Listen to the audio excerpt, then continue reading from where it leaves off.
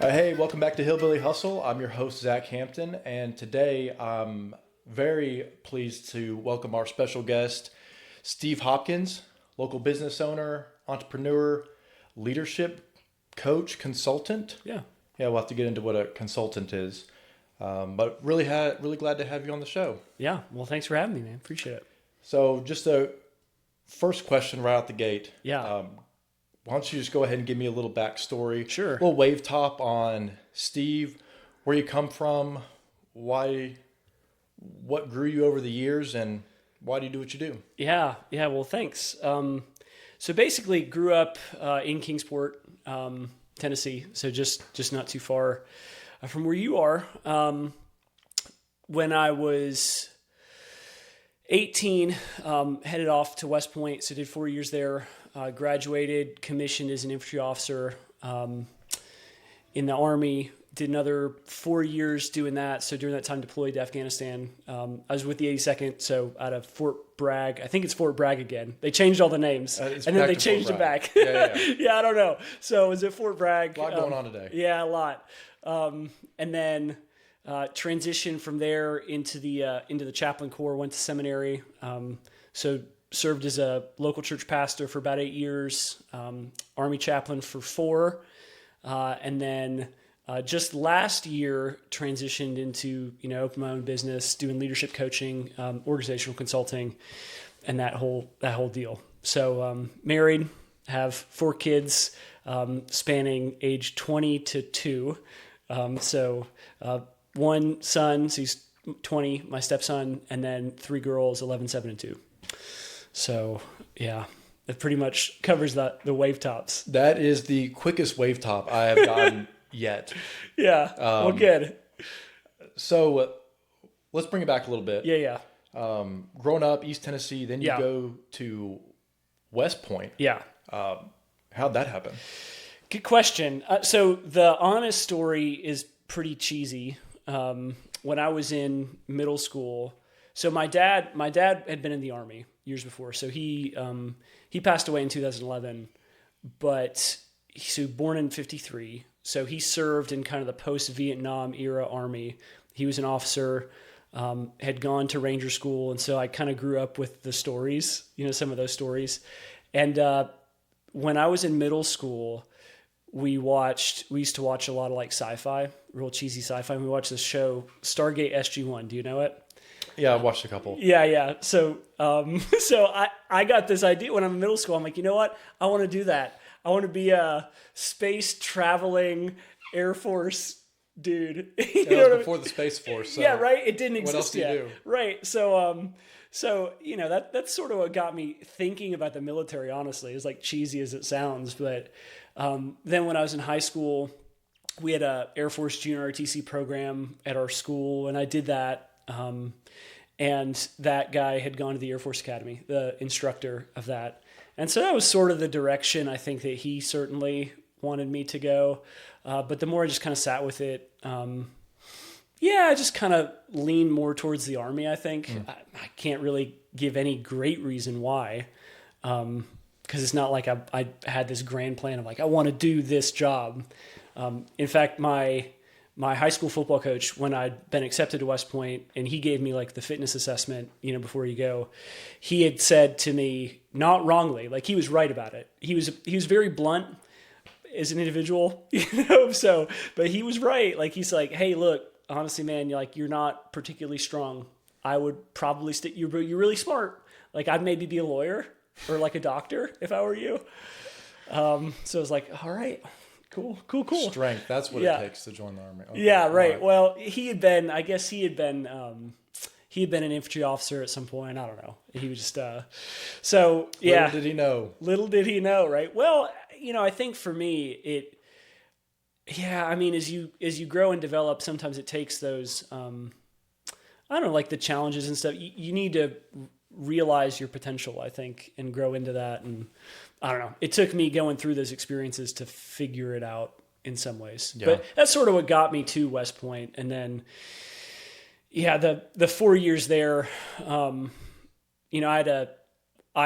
had the opportunity between my sophomore and junior year to go to SEER training. So I went to the one at Camp McCall with Swick, and there was a guy I met there. He was going through the Q course, and he said, "Look, man, your 4 years at West Point are the only time in your life that you'll ever just have to focus on yourself."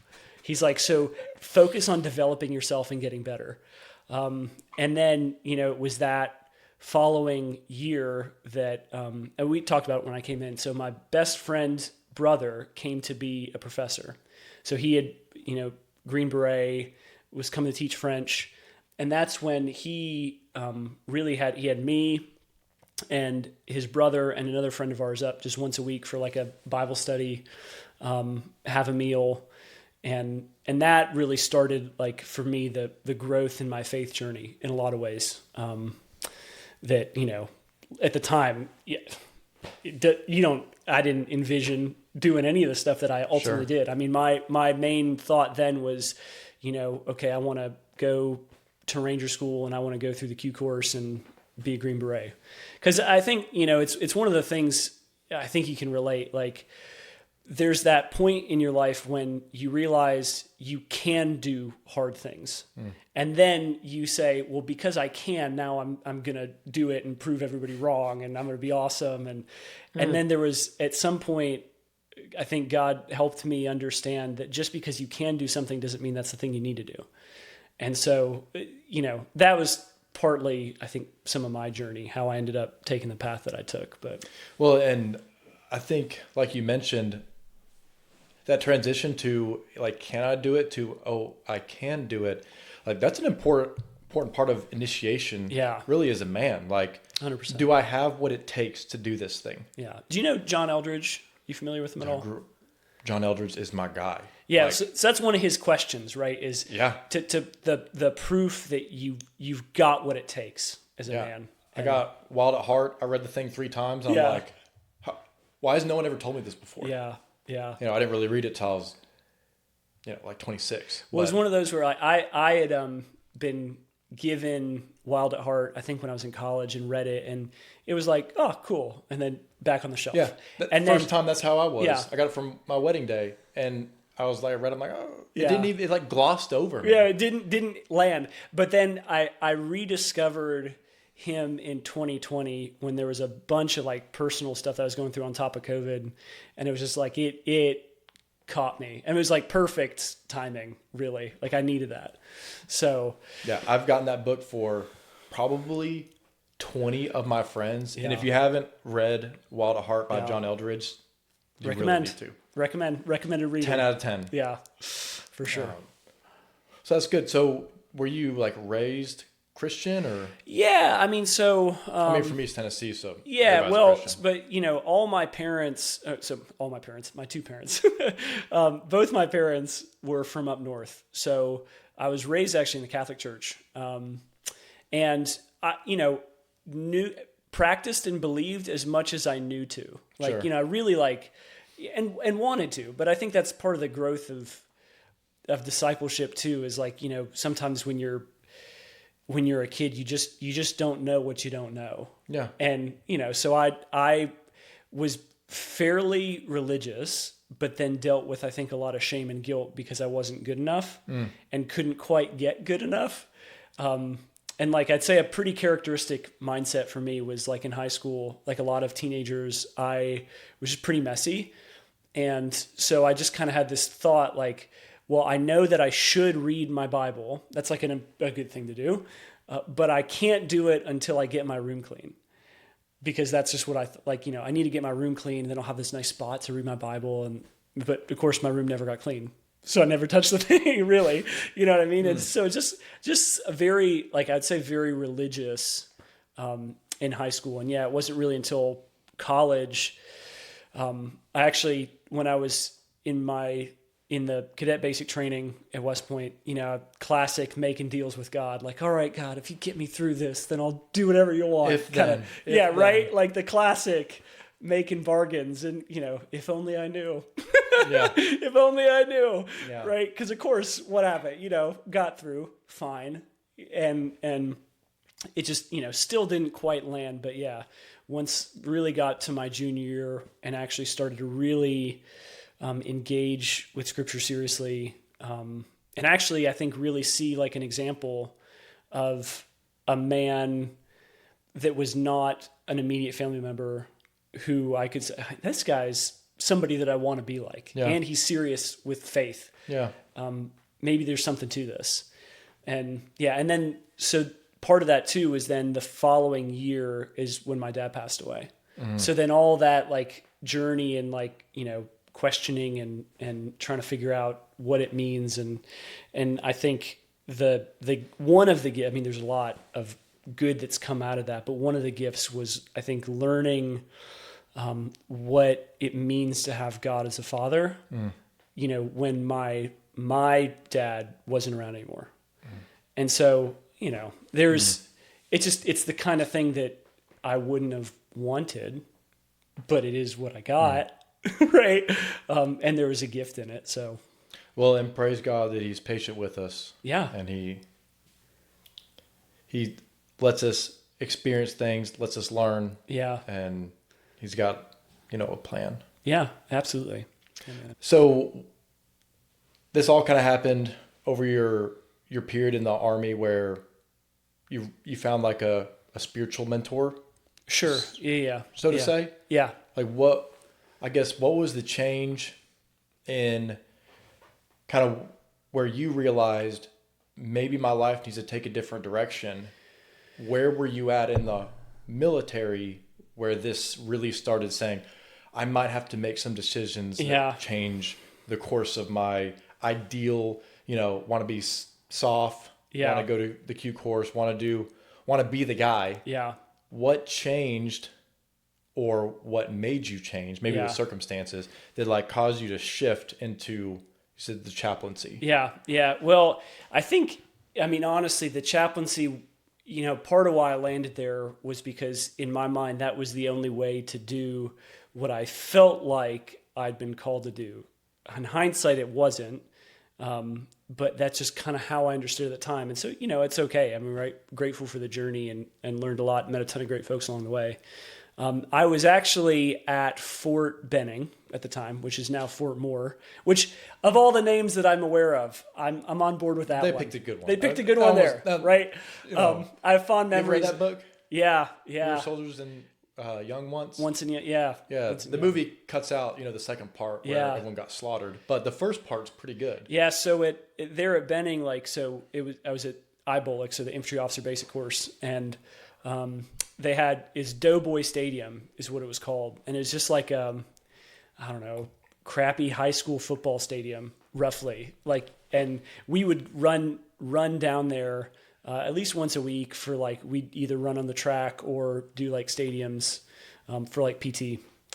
And that's actually where they filmed one of the scenes from the movie. Was when he's doing the speech towards the beginning, and they got the whole battalion there.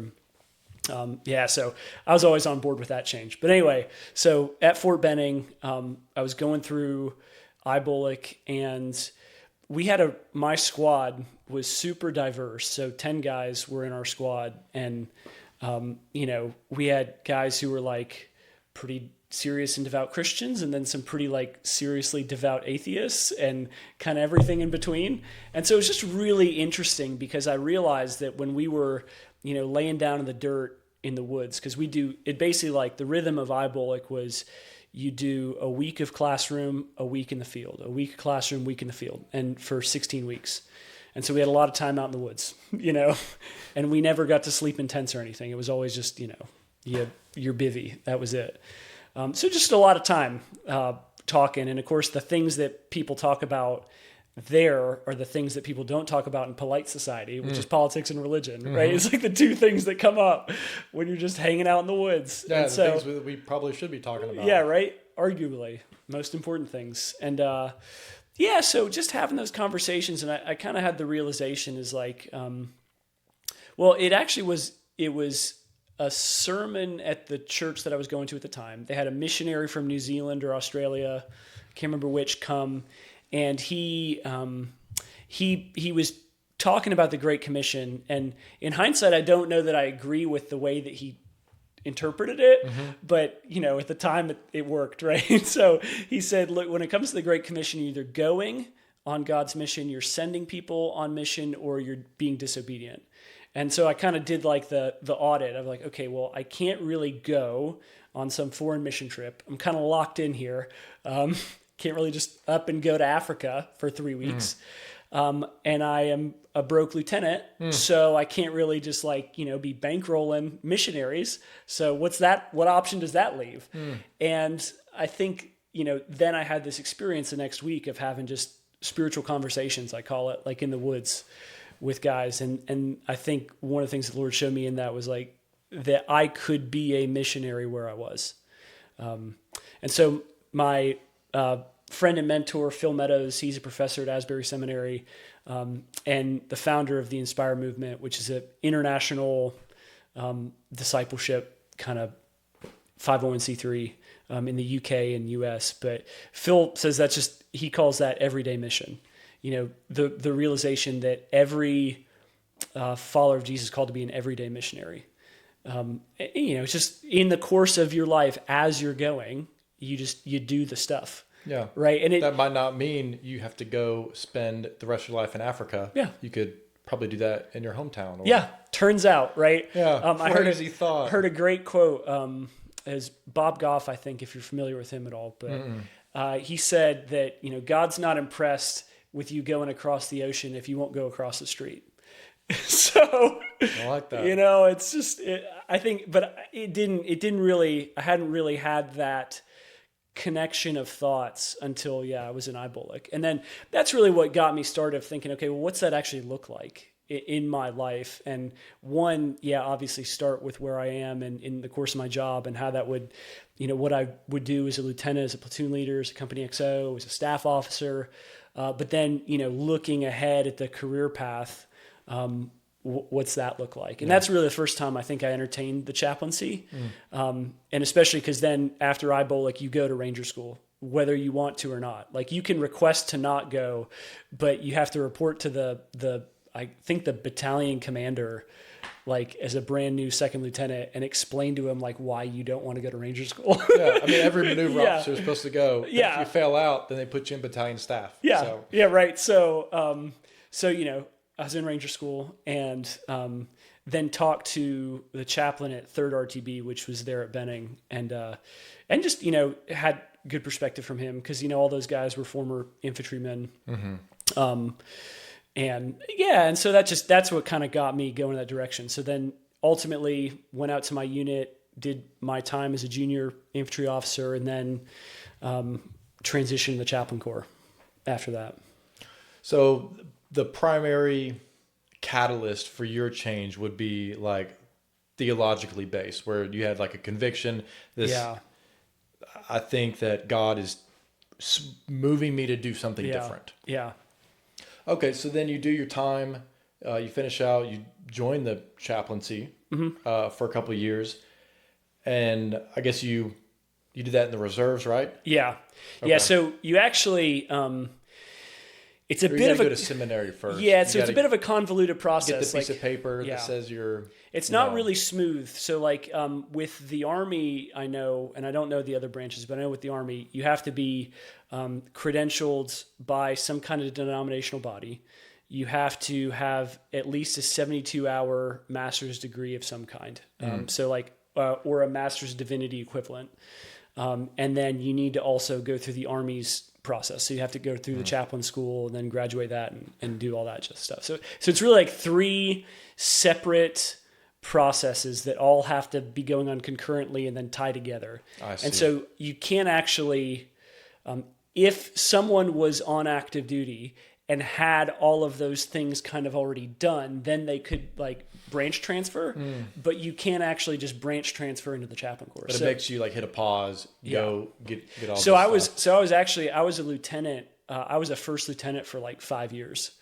And they just kind of paused my rank. Yeah.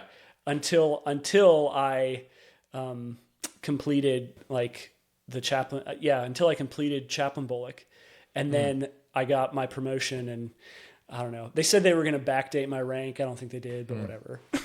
So which denominational teams did you pick? Yeah, so I ended up in the United Methodist Church, which I didn't really know much about at the time. I don't know how familiar you are with it, but yeah, it was mainly because when my dad was sick, there was a Methodist church that they had he had knew one of the doctors. They'd invited him to church, and they got pretty involved there. My mom, and my dad did.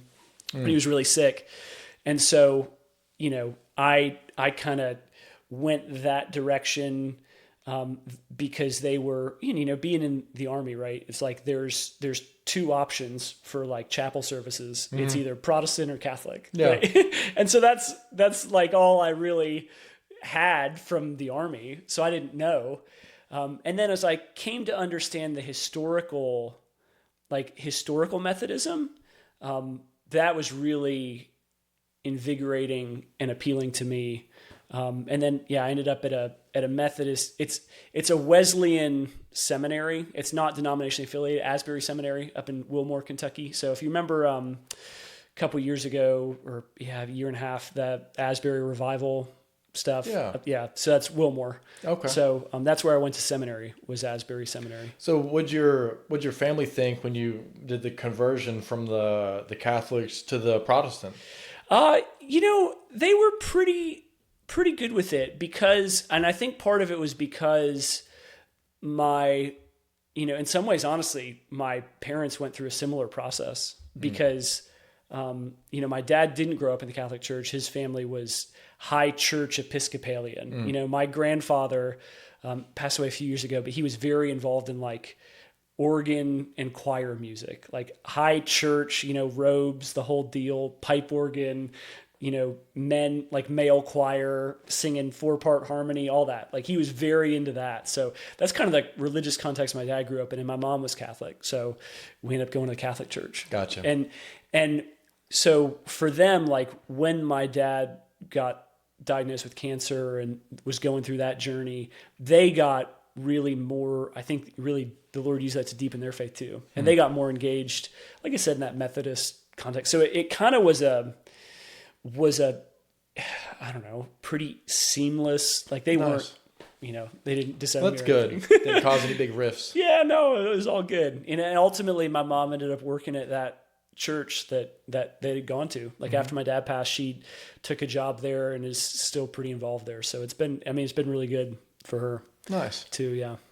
So at what point did you move back to your hometown, and what were the decision points of why you decided I'm going to go back home? Because a lot of people, especially military, transitioning out, they find like either the last duty station they were at or one that they just loved and they want to move their family there. What made you want to come back to your hometown? Yeah, so it was 2016 is when I moved, and there's a few reasons. One, my mom was here and we didn't have any other family here. And so there was a bit of that, like I wanted to be close to her, because she's not old, right, by any means, but she was just, getting up there and was alone, right? And I just thought, well, if I'm going to be in a transition period anyway, then I might as well be in a transition period somewhere close to family, right? Mm-hmm. That was part of it. Part of it was my seminary it was kind of fluid, like your program, what do they call it? Hybrid, where some of it was online, some in person. And the in-person stuff was, it was like, they used this intensive format. So you'd go for a week of classes, and that was your class time for the semester. But you were up there from like Monday to Friday, 9 to 5. And that was your 40 hours of class time. As opposed to spreading it out through the entire semester. So a little different model, which made it then you could kind of live wherever you wanted to. Sure. And it was not too far. I mean, it's about 4 hours away from Wilmore, like Kingsport. So that was probably a big part of it, really, was just, hey, look, we can kind of go anywhere. This feels like the right thing. And just that seemed like the natural fit for me, yeah. Okay, so get back to your hometown. Yeah. Probably haven't lived there in 10 years or so. Yep, about 10 years. You got to find a job at some point. You join the reserve, so that's paying, of reserve pay, little 1 week in a month deal, Sure. weekend warrior. What kind of job did you look for, and what was like your process to find that? Yeah. So I had, I wasn't sure at first what I was going to do. I was really kind of like, leaving active duty and then kind of moving into like, not sure. It was like a big step of faith, right? Yeah. But that was part of the benefit of a system like the United Methodist Church at the time, was that getting I was thinking maybe I'll do something part-time. Like if they have any open kind of part-time positions, maybe I can do something. And so they, talk to because it's very hierarchical, which, pros and cons, but, talk to the superintendent who was over like our area, and they said, okay, yeah, we got some possible options. And I'm thinking it's, some kind of half-time, part-time gig somewhere out, kind of in the boondocks really. But then they ended up, unbeknownst to them, one of the churches that was open was in the same area where I grew up, like just down the road from the middle school that I went to. And, they were looking for somebody who was like a younger pastor. And so then they ended up putting me there. So I didn't have to like really look for a job. I mean, it just, it was kind of that conversation process. Hey, you got anything? And, it was more on that side. And, yeah. And then they ended up moving us in there, and it was great because it was a full-time position. It was a deal for them because I was still in seminary, so they didn't have to pay me as much, which was good because they weren't in like the financial spot to do that at the time. And they had a parsonage, so housing was taken care of. So, wow. It was really one of those where just everything kind of lined up. Right. So does the Methodist hierarchical church pay you, or does the one so the local church teaching at? Yeah, the local church pays. Okay. They pay the salary and everything else, but the denominational, you're technically appointed by like the denominational leader, the bishop, technically appointed into that church by them, but the local church has to pay for everything. Oh, I see. Yeah. Okay, so you got some income. Yeah. Did you have a family at this point? Yep. So married and had 2 kids at the time. Yeah. Okay. So you're able to provide for them, pastoring a church, doing a little reserve stuff. Yeah. So you got some money coming in, being able to make like you're not on the streets. Yeah. You got your house doing okay.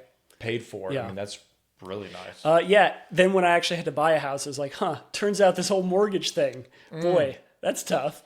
Yeah. So a lot of military complain about housing, or really complain about their pay. Yeah.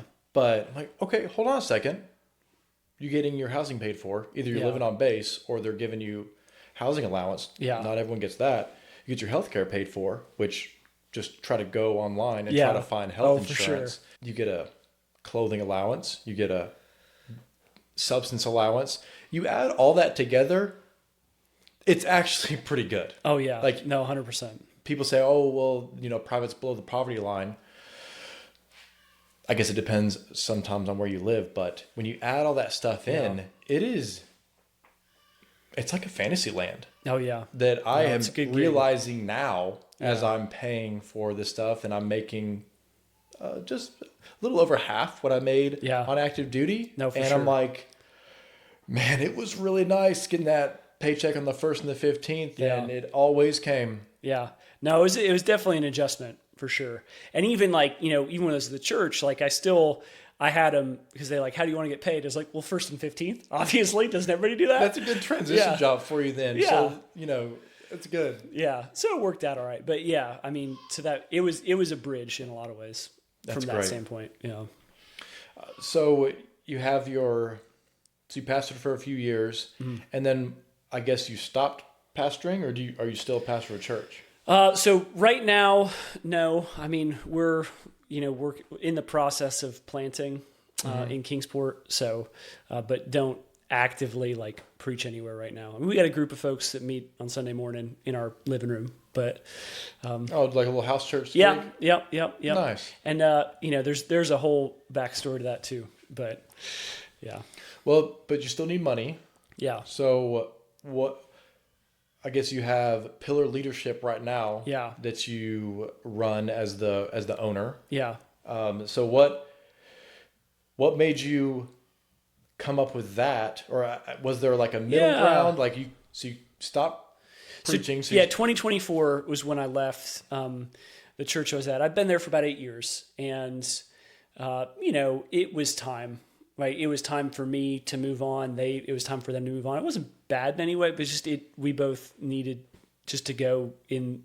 We were kind of moving in different directions, and I don't mean that like in a negative way. Like their budget was kind of at its limit, and the denominational guidelines, there's like salary minimums, and because at that point I'd graduated seminary and I was fully credentialed, whatever, in the process, and they couldn't really afford that anymore.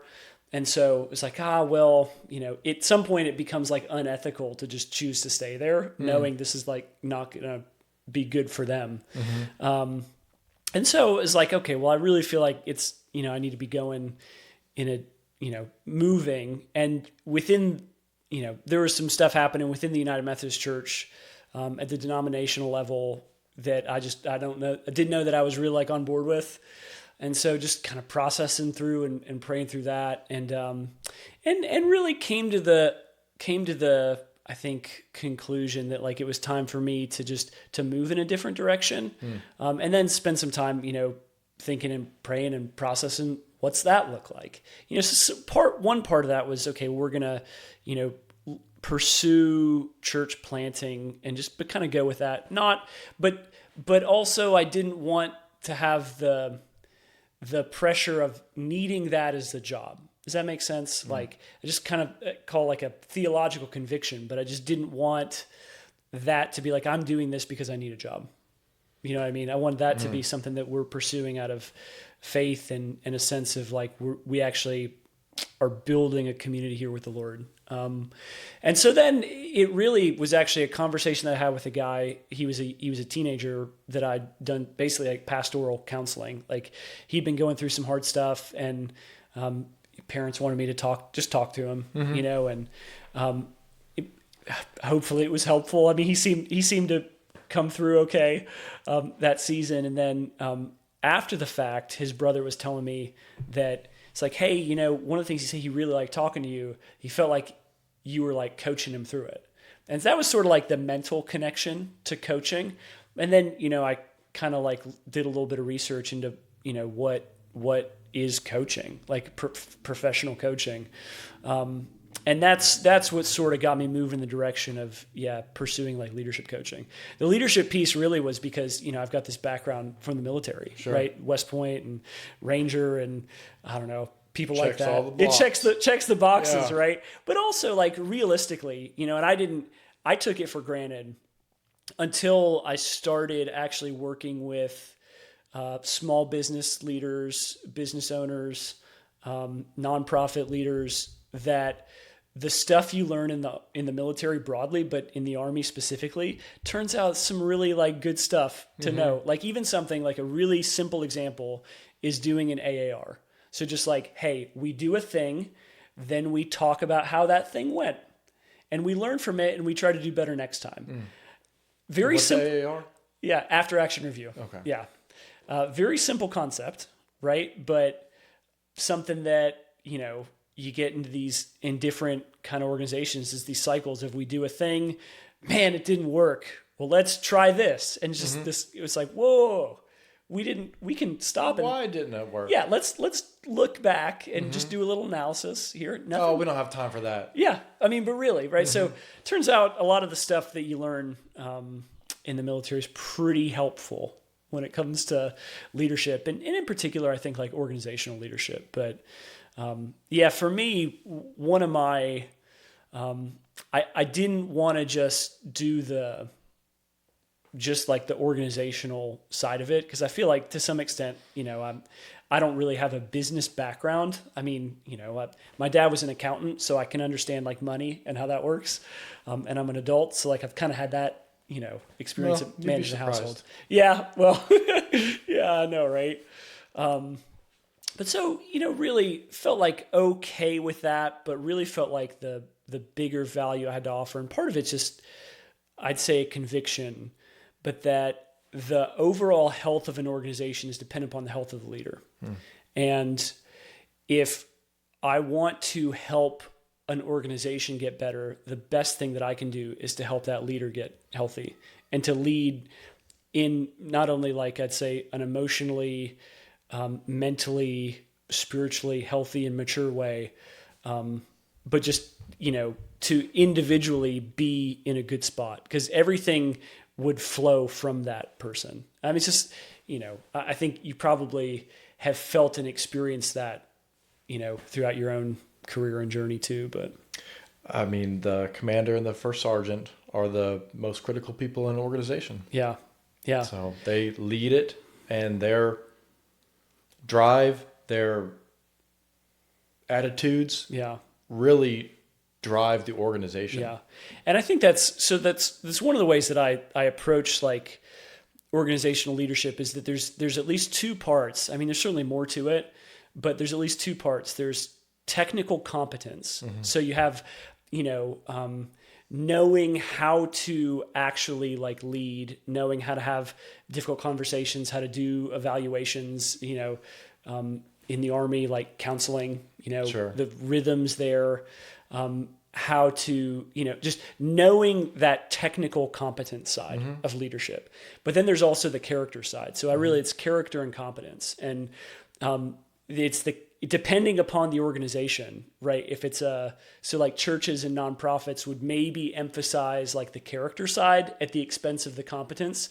And a lot of times in businesses and in the military, the competence is emphasized at the detriment of character. That's a general stereotype, because I've seen churches where they underemphasize the character piece and overemphasize technical competence. And it's like, whoa, that's rough. You all run a really good business, but we do have to focus on the Lord. There's some spiritual. This pastor is objectively not a good person. You know what I mean? Like I've met better specialists, but he's great with the numbers. He's good with the numbers. Yeah. And boy, he can dress nice, has great teeth. I think that's where, in Army doctrine, you have like the art of command and the science of command. Yeah. So basically you need both of them. Yeah. But emphasizing one over the other will end up coming out in your organization. Yeah. Based on what the values are. So how do you balance that well as a leader? I think most of us are predisposed to being gifted in one or the other. Yeah. Just like, grace and truth. Yeah. There's a lot of truth guys I know, but they don't have a lot of grace. Yeah. There's a lot of, probably more grace people I know these days, but the truth is lacking. So how do you do both in an effective way to best lead the organization? Yeah. Yeah. So, I mean, that's the main gist of kind of what I do with pillar leadership. Okay, so let's just kind of dive into that. So you started an LLC. Yep. Did you just like have an idea and then just like go on LegalZoom and say I want to do this? Like how do you set up a consulting LLC and then expect to make money off of it? And I'm asking this question because I literally want to learn how to do that, because I would love to do that. Yeah. So part of it is I got connected with Summit Leadership over in Johnson City, which they're a nonprofit, but their main function, so the four core things they do is coaching, connecting, caring, and consulting. I think I got all those right, but so I got some advice, I think, from them. The main thing that I kind of had this idea of, okay, well, I'm going to, this is where I feel like directionally I'm going, coaching and consulting. The two kind of pair together. You had mentioned the difference between consulting and coaching. And I think coaching is less directive generally. So the best way I could think of it is coaching is just a vehicle to get people where they want to go. So the word itself, like the etymology of it, a coach goes back to like the old English, like a coach, like a horse-drawn carriage. That's the coach. And the coach was just the actual vehicle that would move people from point A to point B. And so at their best, even like a sports coach, I mean, that's what a sports coach does. It helps they help the team achieve the team's goals. It's not really about them. So from a coaching side, it's really just helping people accomplish their goals, and through good questions and maybe some different frameworks and things that you can help to provide. But it's really just about the person that you're helping. The consultancy side is more like working with an organization and more giving them advice or perspective based on, what I'm seeing as an individual who has some kind of experience. So it's a little bit of a difference from that. Coaching is more question, consulting is more directive, but at the end of the day, it's up to the organization or the individual to do whatever they want to do. So, but back to what you're saying with the actual business setup. Yeah. I mean, really just had a sense of like, okay, well, how am I going to structure this thing, and settled on, I had a little bit of experience. So my wife is a hairstylist. And so I had helped her. She had been at a larger salon and then moved independent. So I helped her kind of with some of that paperwork, like from the legal side. Yeah. And it's, so I kind of had a general understanding, but yeah, I just did some research on the different kinds of legal entities and settled on doing an LLC, single member LLC, which, pros and cons. I mean, if I were to go back and redo it, maybe I would just do it as a sole proprietor, because it was just me anyway. And tax wise, it functions the same, sole proprietor versus single member LLC. But I mean, the only, honestly, at this point for me, the only downside is you pay the $300 a year for an LLC to the state. But, so that's honestly from my standpoint, but I did that in part because I didn't know what would come. And that was an LLC is robust enough that it allows for growth and scale over time. So, that's sort of why I went with that. And yeah, from there it was just building out systems and figuring out how to actually make money doing it, which, fortunately I had some connections and had some advice, from some of the folks at Summit, like, hey, here's just how you can get clients, but started having conversations with people. And, originally tried kind of doing some marketing stuff on social media. And, I probably, there's a John Maxwell quote. He says, sometimes you win, sometimes you learn. Did a lot of learning. Whole lot of learning, especially like the first year or so. But I was pretty fortunate to have a couple really good clients early on that just, I mean, they kind of knew me and they believed in me, and so they helped to get things going. But okay, so you got this idea. You went and, I guess, networked. You went and learned from people who had done it before. Yeah, and 100%. Asked them some questions and just all the questions. What do I do? Yeah. So I guess for people watching that might want to learn, what do I need to do? Go find someone who's doing what you want to do. Oh, 100%. And then ask them a ton of questions. A lot of people. And I would say, and not, sorry to interject, but I would say, especially because I see it a lot now. Look it up online, use AI or Chat GPT, whatever, but make sure that you talk to an actual human being who's done it. Don't just rely on a technological tool to try to give you that, because it's someone who's actually done it is going to be able to communicate it much better than anything you're going to find online. So, you can get pretty far figuring stuff out on your own, but you can get a lot farther if you do it with another actual human. But no, sorry. I mean, that's really good. So finding people that are doing what you're doing or doing what you want to do. Yeah. And just ask them some questions. Yeah. And honestly, most people, from my experience, they don't mind talking about themselves. If you ask them, and most people, and the other thing too, it took me a little bit to get over it, but one of my friends and early clients, really, he's in insurance. And so he's a natural salesman. But that's sort of his framework is like, look, at the end of the day, if you feel like you have value to add to people, you're not trying to sell them. You're just talking to them. And if you can help them solve their problems, then that's what they're buying. right? Whatever it is. I mean, that's kind of a foundation of all business in some ways is I have a problem, you have a solution, and I'm willing to put a certain amount of value on that solution to my problem. So whether that's I need food, I need it quick, or I need a house, or I need whatever, right? It's just it's a value exchange. And I think to me that helped me from like a sales side because I don't feel like I'm a salesman and I don't really like it. Like I hated trying to like convince people to like believe in me or to buy a thing I'm selling. It just, I just felt really kind of like greasy to me. Like, I can't do that. But when it kind of was reframed in the sense of like, hey, I'm just trying to help them. And if I can help them, great. If I can't help them, great.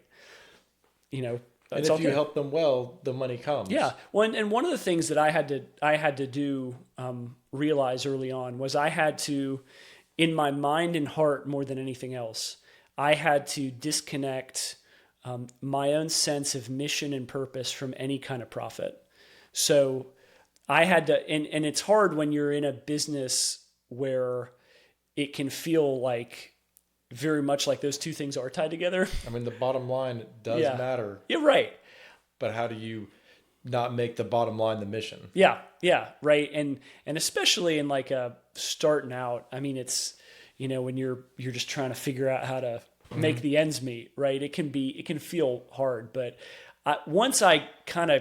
the more I kind of came to understand that, I think the more comfortable I got with the uncertainty, even the financial uncertainty. But then there was also a lot of stuff in my own heart that had to kind of get disentangled with my own sense of self-worth tied to certain numbers in the bank account. And then once I got over that, then it was even better. You know, it's like, oh, you know what? I'm okay. I'm still who I'm made to be and meant to be, even if I don't have this much, because you know what, this season isn't forever and we're going to be okay. Sure. We knew this was going to be challenging in some ways and we're living on faith and it worked out. Right. So well, good. Yeah. So walk me through, you start this LLC. Yeah. You know, you need to make some money. You're working through what you just talked about separating. Yeah. But you still had to go out and pitch you to someone to let them know that you added value.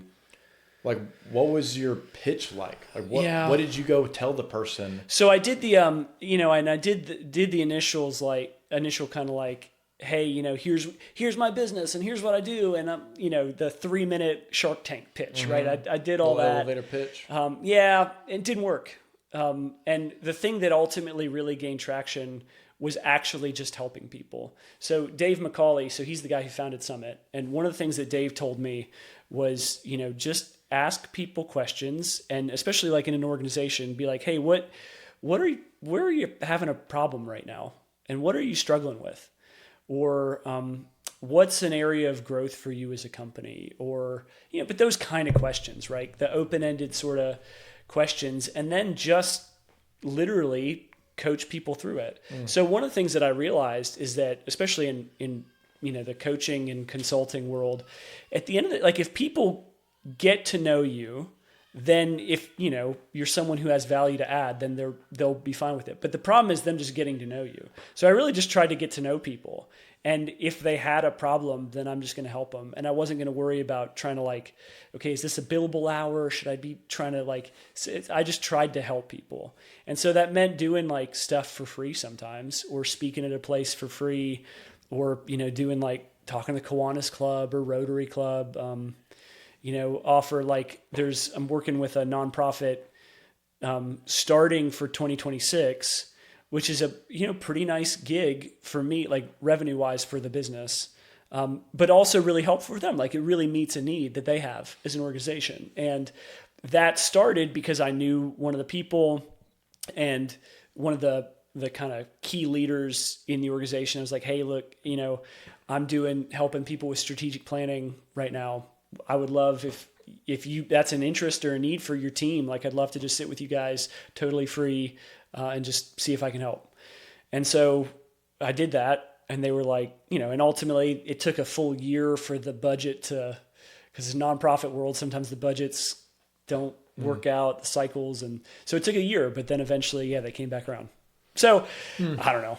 The main philosophy for me, and it's, not necessarily right for everybody maybe, and it kind of depends, I'm sure, on your business, but I really just try to serve and add value first, and then trust that the money will come. Yeah, this funny, the method that you used about asking questions when I was first learning how to really share the gospel effectively. Yeah. The guys that discipled me were all about questions. Yeah. They're disarming. You're not putting any pressure. You're not saying, well, you should do this, or you should do that, or you should do this. Just ask questions. Be like genuinely curious. Yeah. And if conversations lead, ask them some harder questions. Well, and I think the key point there is to be genuinely curious. Yeah. Like, you actually care about the person and you're actually interested in them. You're not just trying to, and that's something I really saw, like, with a lot of business folks early on, is you can tell when someone is just treating you as a transaction. And you're just like, oh, come on, man. Like, what are we doing? I don't want the thing you're trying to sell me.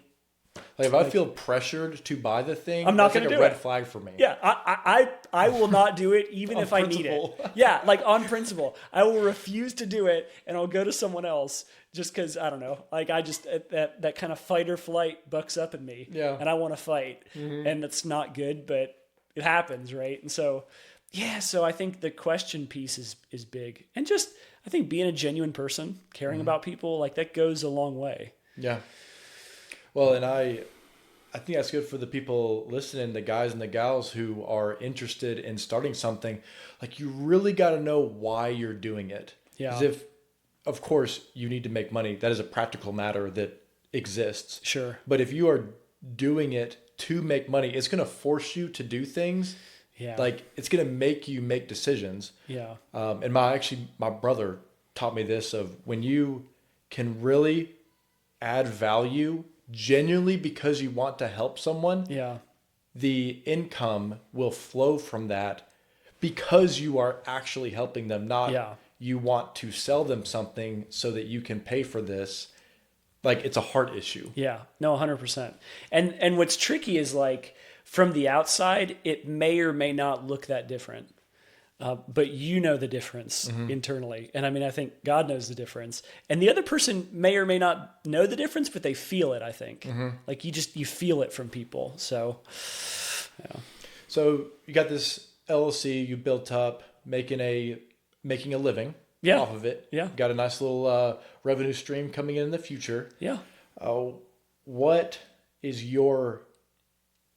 I heard recently from an entrepreneur, he said, always start a business with the exit strategy in mind. Yeah. I hadn't heard that before. Yeah. So now I get to ask you, Yeah. what is your exit strategy? What is Pillar Leadership, the mission, going to end up being in 5-10 years? Yeah, that's a great question because I don't know.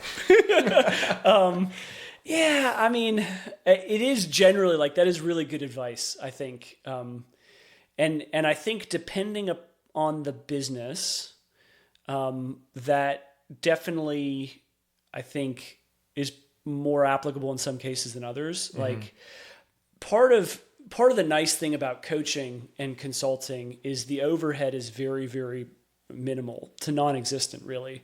It's my time, and I don't really need, like... so for my wife's salon, for instance, like, we need certain equipment. If she's selling retail, like, we have to buy the retail. For me, it's just like, I've got time, and then there's stuff that I can create or utilize, but like different tools and frameworks and stuff, but there's not a lot of overhead. So part of how I had kind of thought about it is that this is just, it's sort of my business, and I would just see how this grows and evolves. I mean, I've thought a little bit about it. Like, is this something to hand off? Is this something that, grow and scale and bring other people in? And maybe to go back to that earlier point, like, is it something that I could do? Probably. But is it the thing to do? I don't know that it is for me.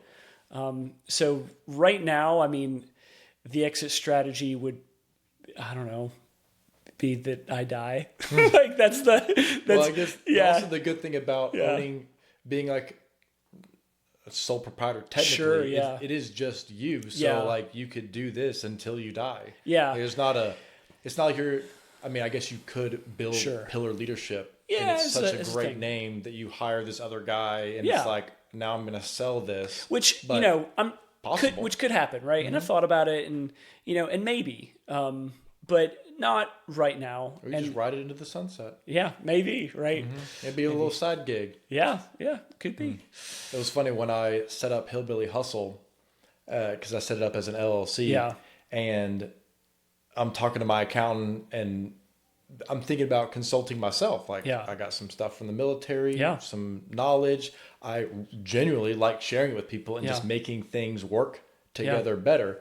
Well, on my little drop down menu of selecting what kind of business it is, somehow I selected consulting as like what my business does. And it was a mistake, but she told me it's the best mistake you could have made because you can do anything with consulting. Yeah, you kind of can. I didn't realize that was like a catch-all phrase for people until I was doing it. But yeah.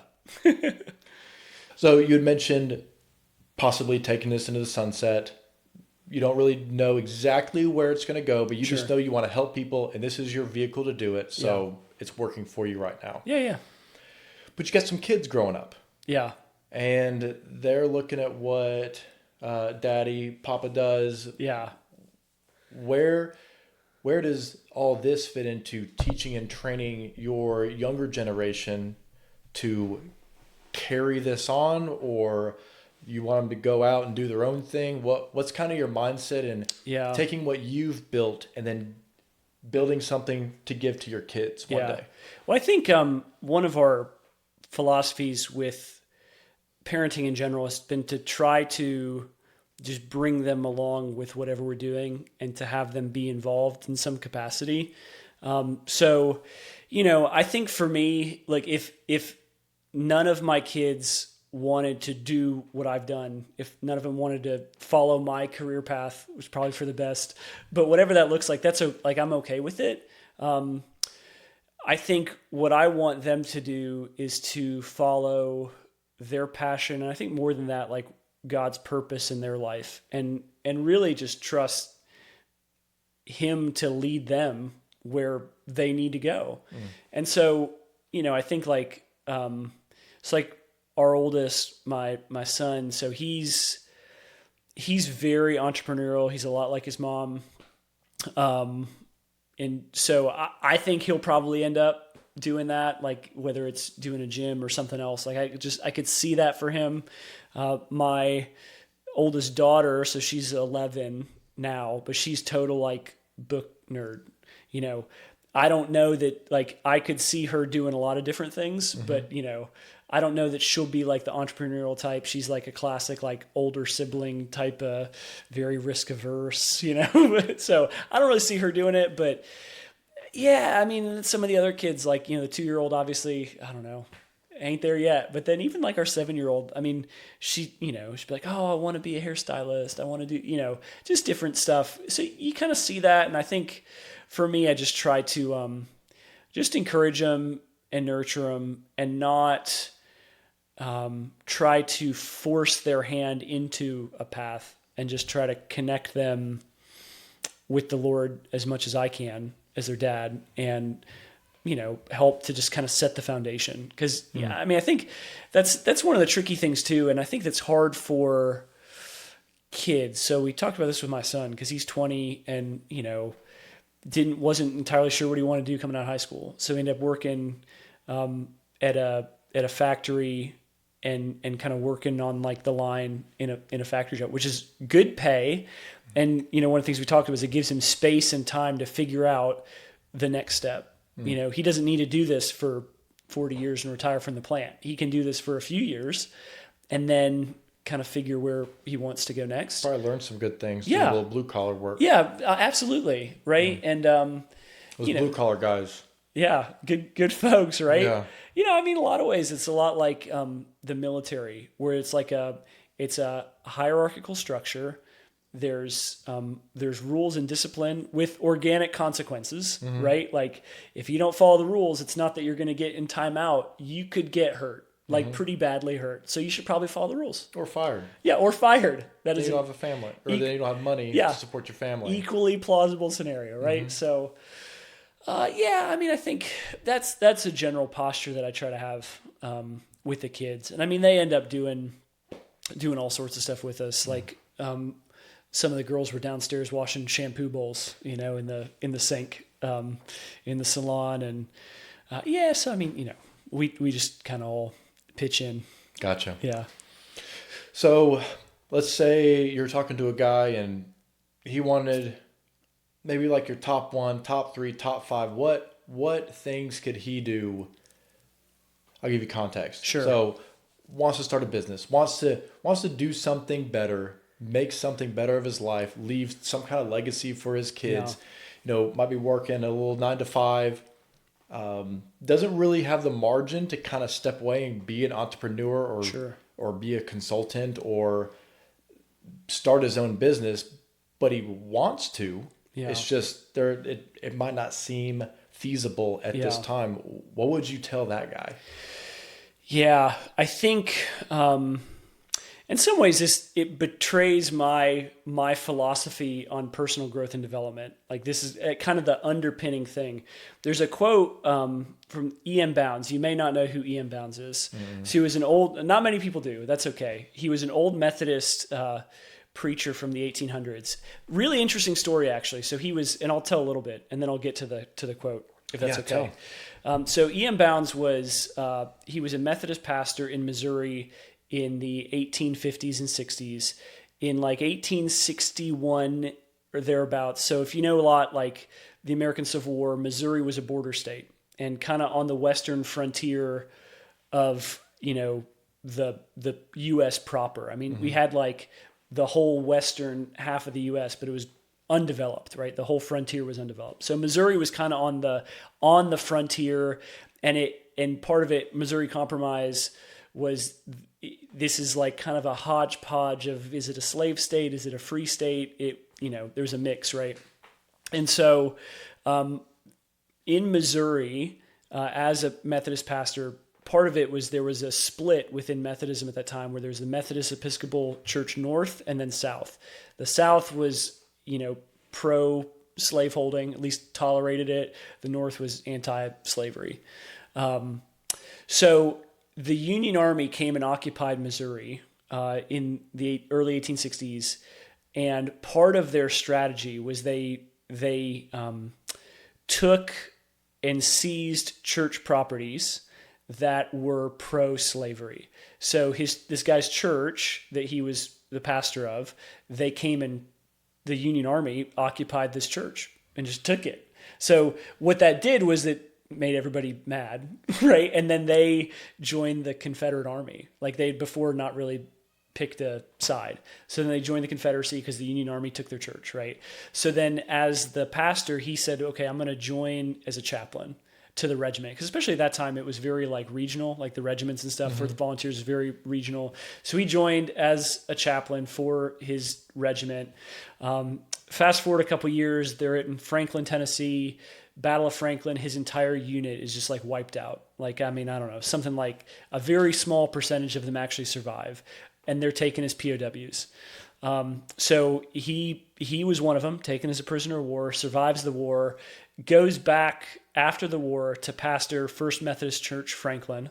And part of what he did when he was there was he performed funerals for all of his soldiers who were killed at the Battle of Franklin. So, kind of a fun connection there with Chef's. Anyway, he wrote this little book that'd be worth getting. It's called A Treasury of Prayer, edited by Leonard Ravenhill. He was an English revivalist in the previous generation. But this little book, Treasury of Prayer, largely unheard of in his lifetime, only published posthumously, really. And still, I mean, he's pretty much unheard of. But one of the things that he says, and he's very quotable, but he's got a great line. He says, men are God's method. The church is looking for better methods, but God is looking for better men.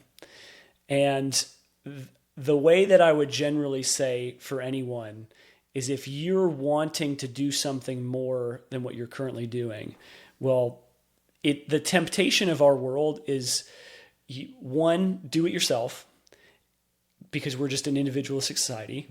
And two, it's all about technique. And you just need to find the right technique, the right process, the right procedure, and then everything's going to figure it out.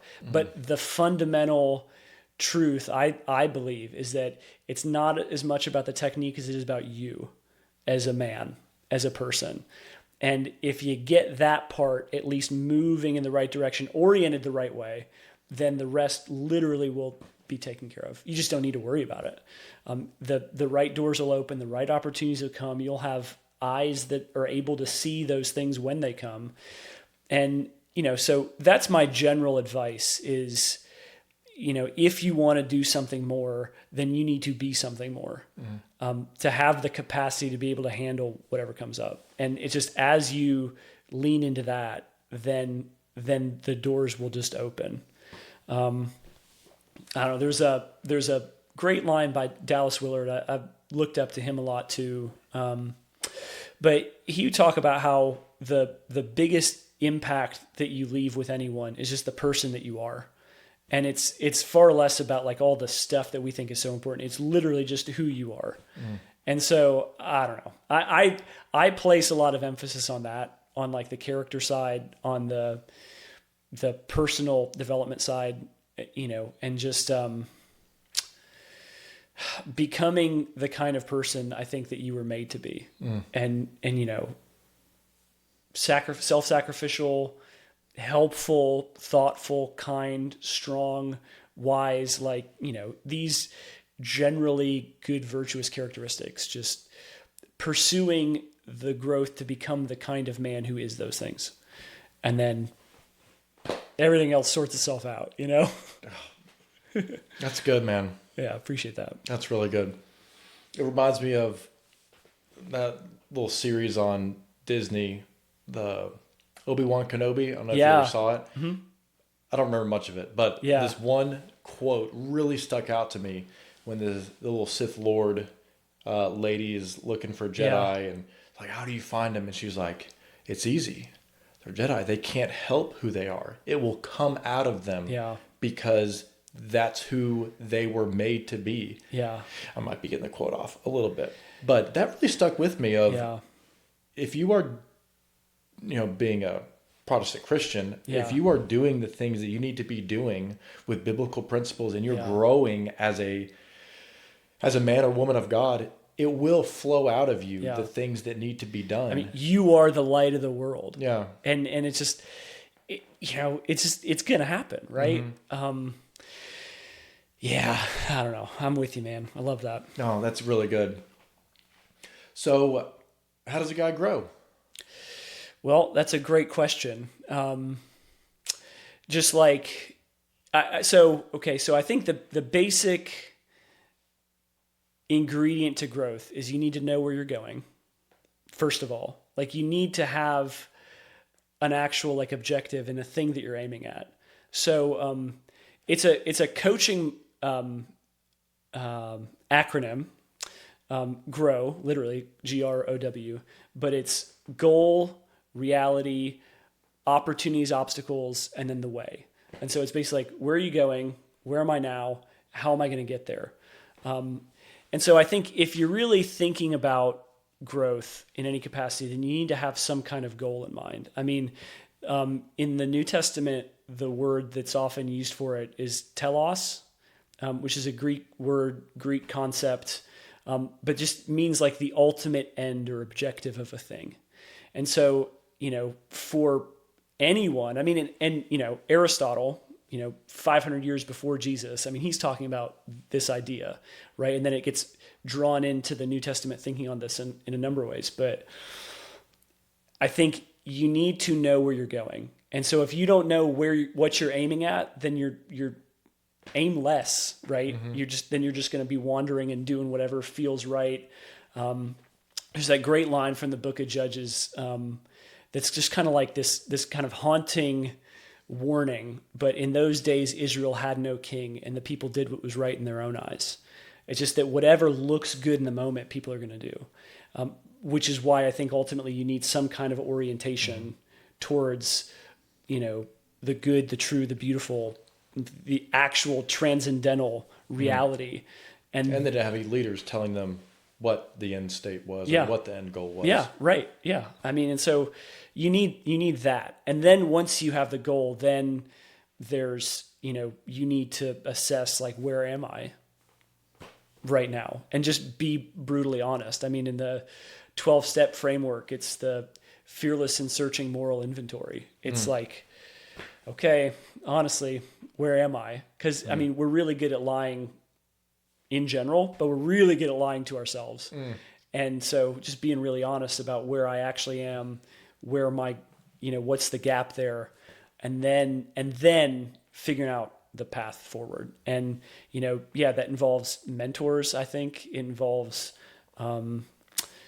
people who have been walking that path. It involves having an input of truth, whether that's, I mean, for me, like that's scripture, that's where that comes in, fundamentally, and reading, the kinds of things that are rooted in that framework and worldview.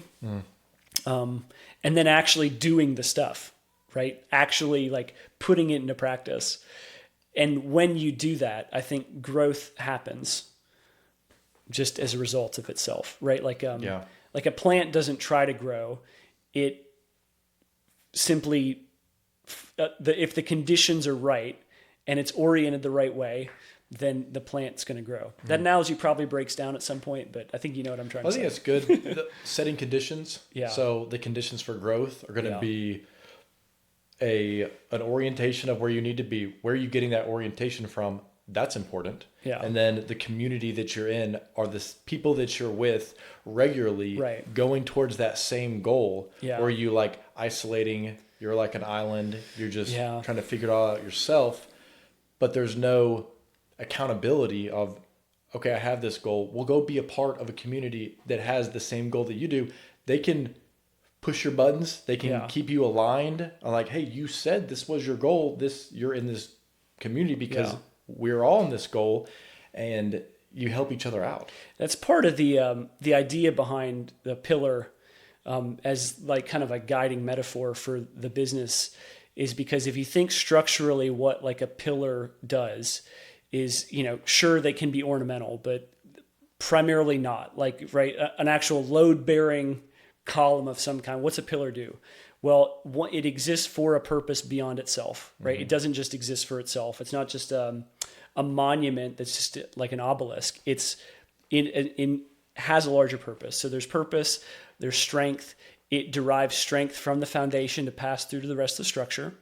And then 3 is the community. It exists in a network of other pillars, right? It's rare. I mean, sure, you can have single ones, but the other ones just aren't visible, right? Like it's a network of other pillars that are all supporting the same purpose, and functioning in the same way. So that's, for me, like kind of the background metaphor that I think about. I mean, to your point, like I think that's spot on. Yeah. Well, as we close, any last words, any little bits of wisdom you'd like to, I mean, there's been so many, I don't know if you have any more, but I bet you got a couple more in there. Probably. We just might take a skilled interviewer to draw it No, out. well, I think it's something that, I use this as the framework for the when I did TEDx Johnson City, I used this as the framework for that talk. And it was an idea that my dad just had, that at the time, it was just kind of a cheesy cliche kind of thing that I thought my dad said. So he would always say, make a great day. And I just thought, like, as a teenager, that's just like, oh, have a good day, but my dad's got to be different. So he's got to say, make a great day, whatever. But then, come to find out, asked him about it when he was in the hospital. And this was ultimately, it was a couple weeks before he passed away, and had a conversation with him about it. And he said, kind of summarizing here, but he said, look, you can have a good day or you can have a bad day, but you can always choose to make a great day. And so for me, the way that I think about it is like, one, if I want to have a great, meaningful life, then I need to consistently have great days. And if I want that to be true, then the quality of my days needs to be differentiated from my circumstances. Like, you might have bad circumstances, but that doesn't need to affect whether or not you're having a great day or not. You know what I mean? Like, so there's that part of it. And then the third part of it is, okay, well, how do you actually do that? Make a great day regardless of your circumstances. And I think it's an orientation towards adding value in people's lives and really being grateful for ordinary stuff. Because, it's easy to take. So like for me, one thing that I've found recently to help me with that is thinking about it in terms of what's the stuff I'm taking for granted. Like, oh man, I really take for granted the fact that I've got a house with central heating and air, and my car is going to start, and my coffee's hot today. Just stuff like that, and thinking about it through that lens. So that's probably the final, I guess, nugget that I would leave is just that idea of make a great day. It goes back to, for me, and I use this in the TED Talk. I had to be a little creative with how I phrased it, right? So I said, there's a verse of ancient Hebrew poetry, but it's Psalm 90, verse 12. It says, "Teach us, O Lord, to number our days that we may gain a heart of wisdom." You only got so many days. And the truth is that, you can choose what the quality of those days is going to be. Not that you can choose your circumstances, but you can choose whether or not you're going to, make it a great day or a miserable day. And I think especially, think about it in terms of like family and kids. I mean, I had the realization at some point that I set the tone for my family. And so if I'm kind of grumpy or self-centered or whatever, then that's the way everyone else in my family is going to be. And so if I want my family to be a place of peace and joy and love and hope, then I probably need to be that, Yeah.